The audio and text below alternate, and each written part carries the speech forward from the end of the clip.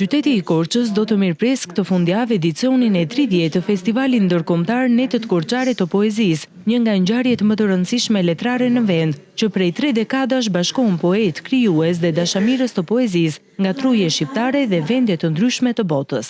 Festivali i Netëve Korçare të Poezisë është më tepër se një festival, ai tashmë është shndërruar në një ritual shpirtëror dhe në një traditë kulturore për të gjithë ata që besojnë se poezia është gjua universale e shpirtit. Data 30 dhe 31 maj, Korça do të shndërrohet në kryeqendrën e lirikës shqiptare, do mbahet për 2 ditë net me radhë, i cili do të jetë i mbushur me aktivitete të ndryshme. Tollkuçi thosë se ky edicion vjen me risi, që synojnë të afrojnë më shumë festivalin me publikun e ri. Risi në këtë aktivitet do të jetë edhe konkursi i poetëve të rinj korçar, përmes një konkursi të organizuar nga Biblioteka Publike Thimi Mitko dhe Qendra Rinore të rinj të Korçar, kanë pasur mundësi të marrin pjesë në të.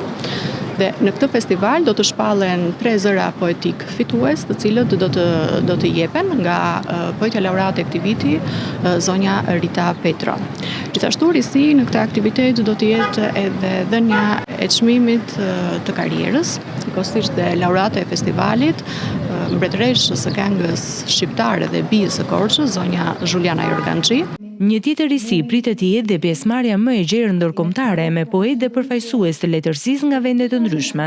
Këtë vit do të shtohet harta e poetëve që do të marrin pjesë në Netët Korçare të Poezisë, do të jenë 26 poetë pjesëmarrës, të cilët do të jenë poetë nga Shqipëria, Treva Çifolse, diaspora. Ashtu si çdo vit, poezitë pjesëmarrëse do të vlerësohen nga një juri profesioniste, e cila do të akordojë çmimet kryesore të festivalit. Edicioni jubilar pritet të sjellë jo vetëm emocione artistike, por edhe një promovim më të madh të kulturës dhe traditës poetike të Korçës.